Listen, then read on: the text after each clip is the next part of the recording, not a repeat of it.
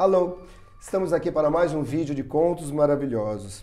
O projeto é apresentado pelo Governo do Estado de São Paulo e pela Fundação ArcelorMittal, com a realização da Cooperativa dos Produtores Culturais do Estado de São Paulo e patrocinado pela própria ArcelorMittal e também pela Belgo Becar, através do PROAC. O Contos Maravilhosos tem como objetivo estimular e promover o contato da criança para a literatura universal através de uma ferramenta muito importante, que é a contação de histórias. Hoje nós vamos conversar aqui com o Nonato Miranda. Tudo bem, Nonato? Tudo bem, Wagner? Tá bom, vamos lá. O Nonato é pedagogo e ele vai falar pra gente sobre um tema muito interessante. O tema dele é da família à escola, o incentivo à leitura e à escrita. Vamos lá então, Nonato. Nonato, a leitura e a escrita ela tem sido duas práticas que permeiam discussões tanto de professores quanto de pais, de alunos nos últimos tempos, né? Você poderia falar para a gente um pouco sobre o que consistem esses atos e como a escola vem trabalhando para incentivá-las? Certo. Bom, Wagner, antes de tudo, eu gostaria de agradecer o convite para participar dessa discussão, desse bate-papo sobre esse assunto, que é extremamente importante. Eu acho que esse é um projeto que certamente vai agregar muito para a educação, para a formação de nossas crianças e nossos jovens. O investimento na cultura leitora e escritora ela é imprescindível num país como o nosso, que ainda lê pouco. Infelizmente, nós ainda lemos pouco, considerando aí a realidade de outras culturas. Outro aspecto importante que eu quero destacar antes de falar efetivamente do ato de ler e escrever é que a relação escola-família ela tem que ser uma relação muito profícua, tem que ser uma relação que cada vez mais ela seja investida, que ela tenha investimento, que ela possa ser consolidada. Porque é através da soma de esforços entre a família e a escola que nós vamos efetivamente desenvolver uma cultura cada vez maior do ato de ler e escrever, que são dois atos indissociáveis. Não dá para falar de ler e escrever numa perspectiva de oposição, eles se complementam. A partir do momento em que esses atos se dão a partir da apropriação de códigos gráficos, linguísticos por parte da criança aí em diferentes momentos, tá certo? Então, é necessário, é extremamente importante que a família possa estar em parceria com a escola, colaborando para que nossas crianças e também os nossos jovens, e por que não dizer adultos, afinal de contas, o ato de ler e escrever é um procedimento, é uma situação que acontece no decorrer da vida. Claro que tem o seu primeiro momento, mas por vezes ele vai se prolongando aí pela vida como um todo. Nossa, muito bom. Ô, Nonato, você comenta com a gente que a leitura ela pode ter diferentes propósitos, né? Fala um pouco pra gente quais seriam esses propósitos e como você os analisa na atualidade. Pois bem, quando eu falo que a leitura tem diferentes propósitos, porque de fato quando nós lemos, nós o fazemos com diferentes finalidades, evidentemente. Por exemplo, nós buscamos ler quando nós queremos aprender alguma coisa. Então, eu diria que um dos propósitos, uma das finalidades do ato de ler é para aprender. Aprender aquilo que eu estou buscando informação, aquilo que eu necessito aprender, né? Mas essa leitura é uma leitura, evidentemente, que é uma leitura intencional, né? Aliás, a leitura, quando feita fora do espaço escolar, ela tem uma intencionalidade maior do sujeito, da pessoa. Porque quando eu busco ler por conta própria, eu tenho algumas intenções, eu tenho alguns propósitos. Um deles é o de aprender. Então, eu quero aprender sobre determinado assunto. Evidentemente que eu vou buscar um conjunto de informações em diferentes fontes, em livros, em artigos científicos, em artigos de jornais, em revistas e por aí vai, para que eu possa aprender sobre esse determinado assunto, tá certo? Mas Existe uma outra possibilidade de ler também, uma outra finalidade, que é quando as pessoas leem com a intenção de se emocionar, por exemplo. Então, o que quer dizer isso? Eu posso buscar uma leitura que me faça bem, que me emocione, porque os romances, por exemplo, eles têm essa possibilidade. As histórias, de um modo geral, elas trazem para nós enredos que nos emocionam, que nos fazem sentir bem, que mexem conosco. Então, essa é uma outra possibilidade, né? Essa é uma outra intencionalidade da leitura, que é a questão de mexer com as minhas emoções. Então, quando eu leio algo que me deixa apaixonado, eu fico muito feliz por aquilo, mexe comigo, então eu estou me emocionando. Evidentemente que nem sempre eu vou buscar uma leitura com a finalidade de me emocionar. É o texto, é o que está previsto naquele documento que pode me emocionar. Não é exatamente eu busco a leitura com a intenção de emocionar. A leitura em si, ela me emociona, tá certo? Mas eu posso também buscar uma leitura com a finalidade de informação. Então eu diria que a leitura também tem a finalidade de informar as pessoas. Você quer saber sobre algo, você vai buscar essas informações por meio da leitura de jornais, de revistas, de artigos diversos. É bastante comum. Aliás, nós pesquisamos, nós buscamos informações a partir da leitura de documentos. Então, essa é uma outra possibilidade, uma outra finalidade da leitura. E eu diria uma quarta possibilidade, que é do compartilhamento. Então, eu busco ler, eu busco documentos, eu busco textos, eu busco livros, mas não somente para mim. Eu quero ler com o sentido de que, a partir do momento que eu me aproprie dessas leituras, que eu me aproprie desses conhecimentos, que eu me aproprie dessas informações, eu possa compartilhar essas informações com outras pessoas. Isso é muito comum, evidente, por exemplo, entre os professores. Nós, professores, estamos buscando fazer uma leitura constante com diferentes propósitos. Um deles, evidentemente, que é o de compartilhar conhecimentos com os nossos alunos. Tá? Então, eu diria que, sintetizando essas finalidades, essas intencionalidades, esses propósitos da leitura, podem ser simplificados no ato de aprender, emocionar, informar e compartilhar. Então, acho que são finalidades aí da leitura que estão presentes aí no cotidiano das pessoas. Nossa, você falando agora de cotidiano e depois dessa sua colocação, me remete muito ao núcleo familiar, né? Então, Nonato, fala para mim, na tua opinião, você acha, com que idade você acha que uma criança deve ter o contato com a leitura? Você acha que isso deve começar no núcleo familiar ou ela deve começar na escola? Qual que é a tua opinião a respeito? Você pode falar um pouco para a gente? Wagner, sua pergunta é bastante interessante.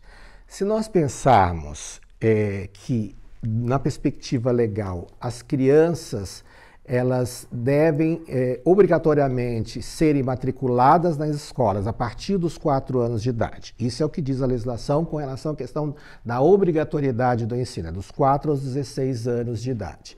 Então, mas a leitura em si, ela antecede todo esse processo. Ela é anterior. Por que ela é anterior? A leitura começa não somente pela criança. A leitura, ela começa pela família, pelos pais dessa criança, que tem uma cultura de desenvolver o ato de ler ali com as crianças, com os filhos, com a família de um modo geral. A partir do momento que a família tem esse hábito de realizar a leitura com as crianças, aos poucos ela vai se apropriando do ato de ler. Evidentemente que a criança, nesse primeiro momento, ela não está lendo, porque ela ainda não é alfabetizada. Ela ainda não dominou o código linguístico, tá certo? Isso vai acontecer a partir do momento que essa criança entra na escola e a partir do momento que ela começa o processo de alfabetização, que oficialmente se dá a partir dos 4 anos de idade. Mas ela já começa a se apropriar desse processo da leitura, a criar o gosto pela leitura, ouvindo. ouvindo quem? Ouvindo os pais, ou às vezes, por que não, participando de contos, né? É muito comum ter grupos que têm essa proposta aí de desenvolver contos, por exemplo, na educação infantil, com os pequenos, desde cedo. E é muito interessante você ouvir textos, histórias de outras pessoas desde pequeno. Eu me recordo até hoje, nunca esqueci da minha época lá, eu estava no início da minha formação, lá, a época do ensino fundamental, e era apaixonante ouvir a professora fazer aquela leitura, contar histórias para nós, a partir de determinados dias que eram escolhidos para fazer desenvolver essa atividade. Então, esse ato em si, ele é fantástico, ele é maravilhoso, ele é apaixonante. Aí, mais uma vez, eu digo que uma das finalidades da leitura é se emocionar, é se apaixonar. A criança cria essa paixão pela leitura desde cedo.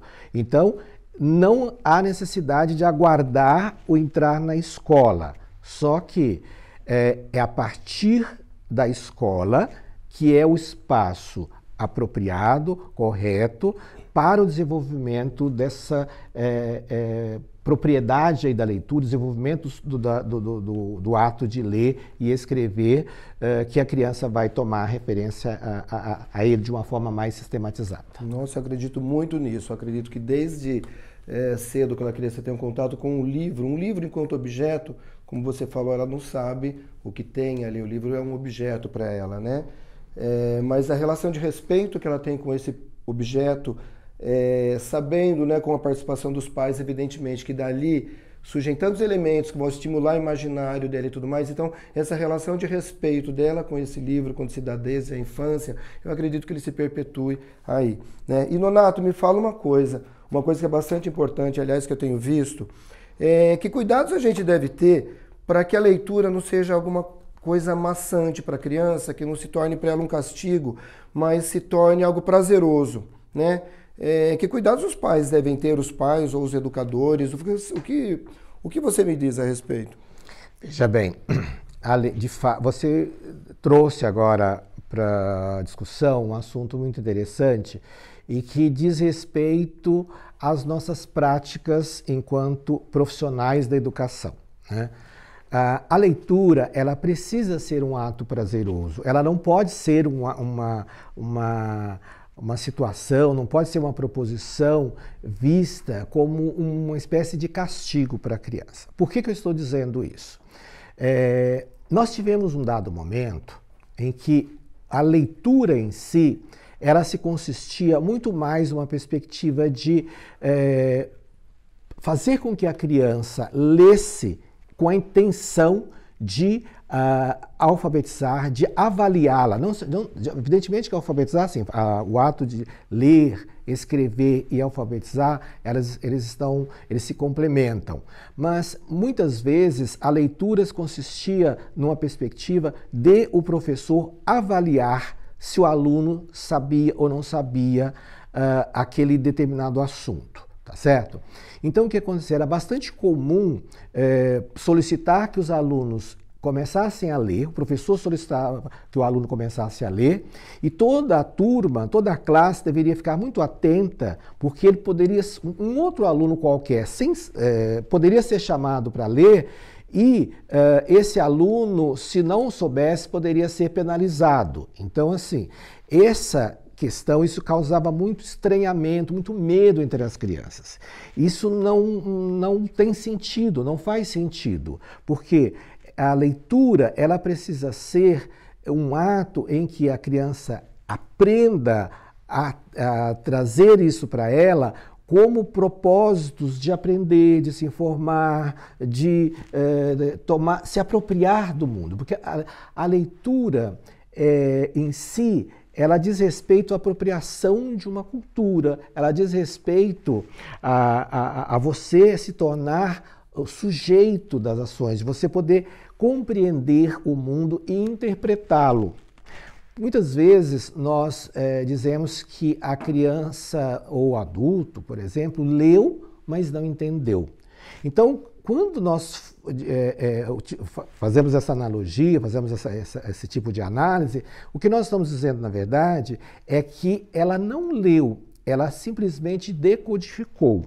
Tá? Quando você decodifica lá os símbolos lá da escrita, mas você não compreende o que está escrito, o que está por trás daquele texto, não houve uma leitura, não houve uma efetiva, não houve uma apropriação daquele objeto, não houve apropriação daquele assunto, tá certo? Evidentemente que um texto, ele é escrito por alguém e ele é interpretado de diferentes maneiras, em diferentes perspectivas, dependendo do leitor.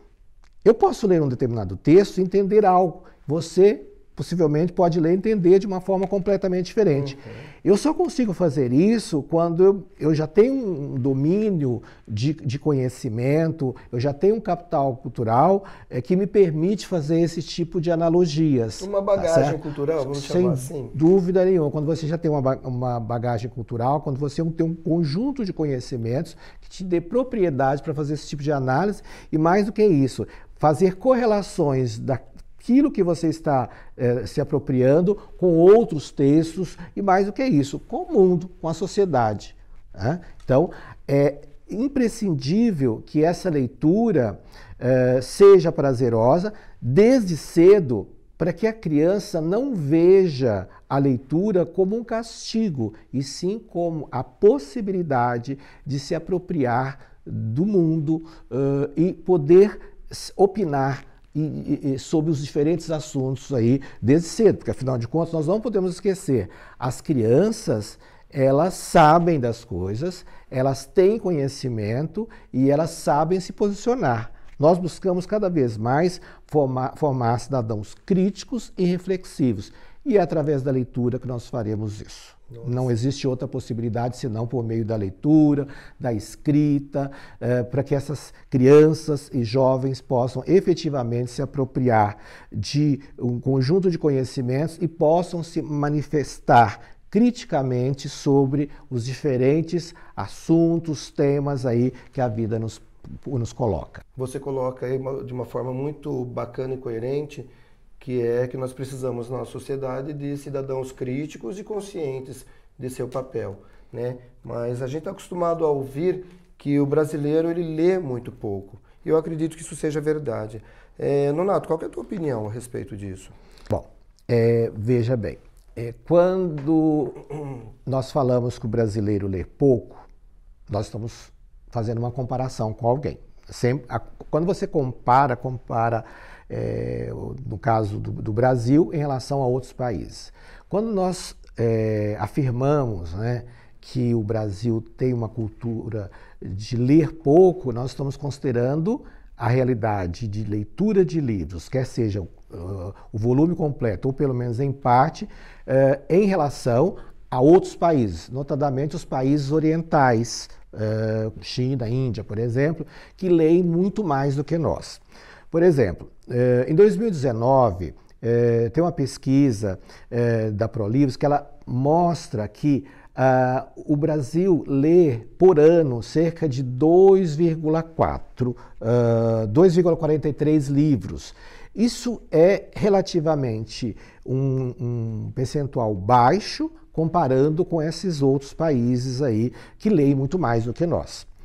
Agora, é importante dizer o seguinte, que quando eu falo que ele lê pouco, eu estou dizendo que ele não se aprofunda, que ele não faz um adensamento sobre um determinado assunto. Mas isso não quer dizer que o brasileiro não tem o hábito de ler textos menores, sínteses. É muito comum, de um certo tempo para cá, ao invés, por exemplo, do adolescente ler um clássico, ele buscar a resenha ou o resumo desse clássico. Outro subterfúgio que tem sido utilizado de uma forma bastante frequente é você assistir a um filme, por exemplo, ao invés de ler o livro. Quando nós sabemos que muitas vezes, ou na maioria das vezes, ou não vou dizer sempre, mas na maioria das vezes, O livro, ele é muito mais completo do que o filme. Mas por que eu digo isso? Não estou dizendo que o filme está errado. É que o filme, ele já é uma interpretação do livro.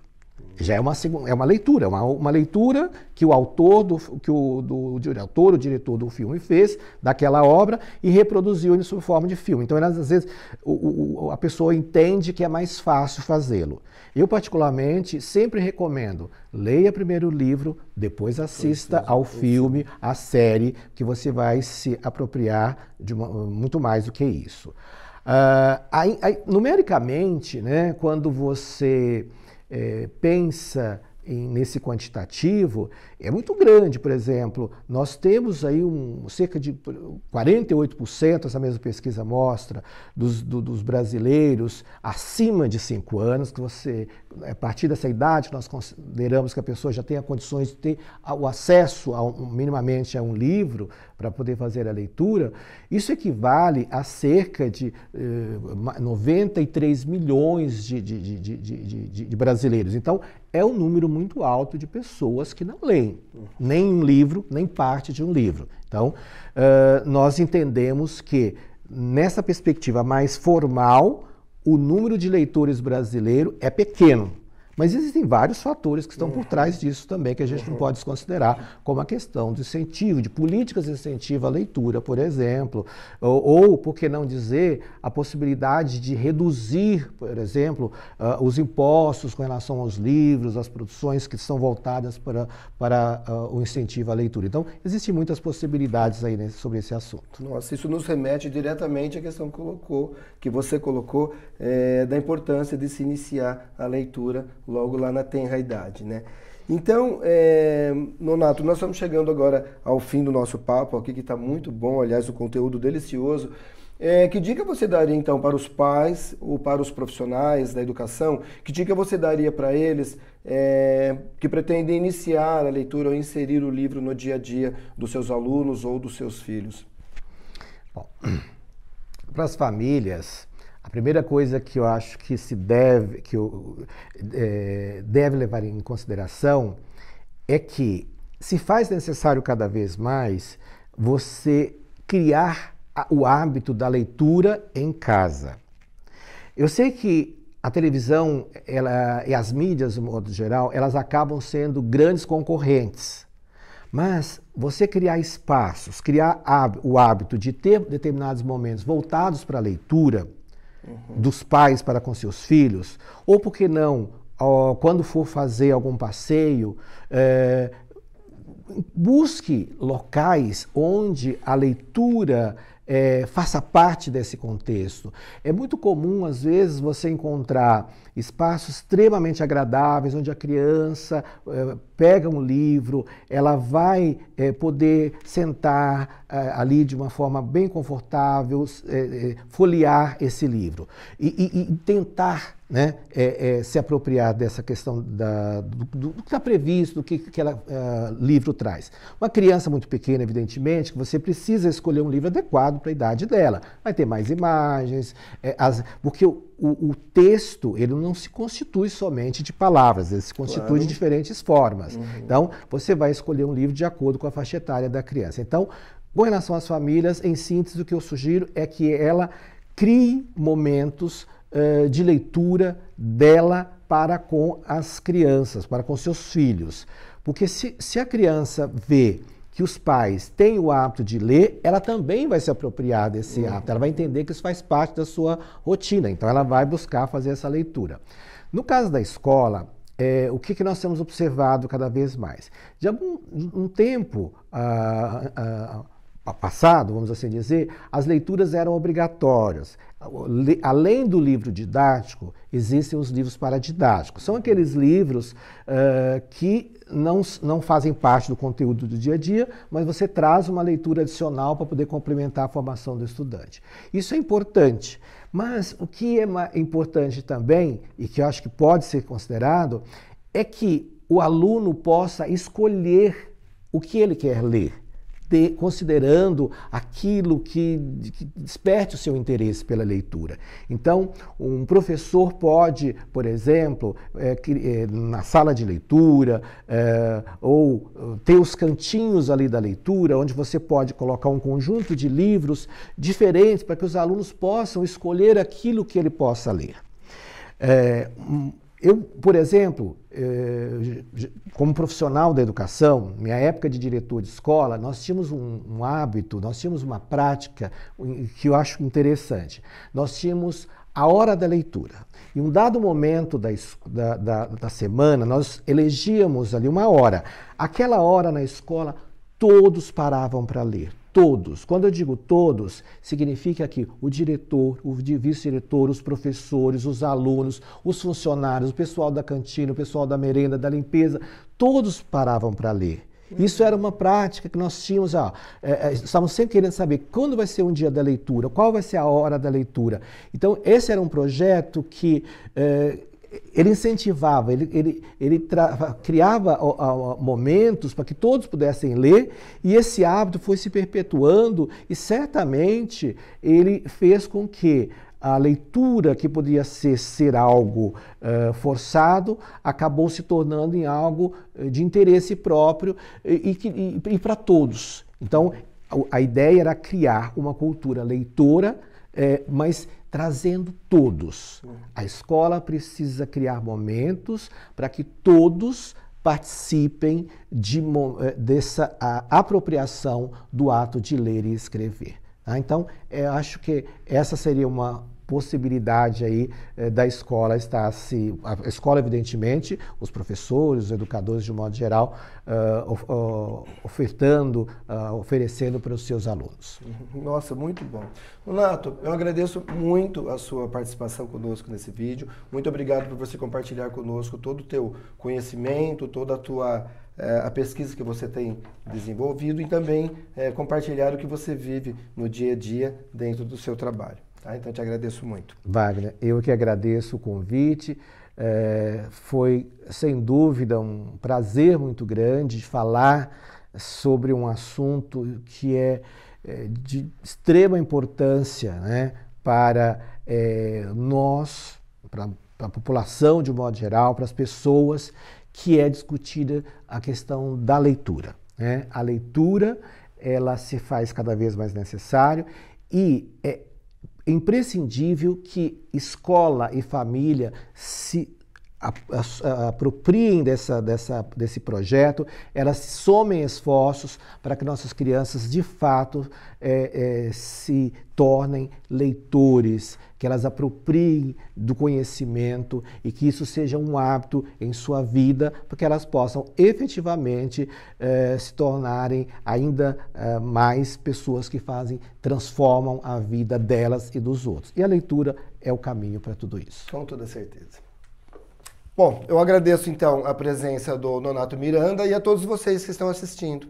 Espero que tenham gostado desse conteúdo, e não deixem de se inscrever lá no nosso canal e ativar o sininho e acompanhar os nossos próximos vídeos. Obrigado e até a próxima.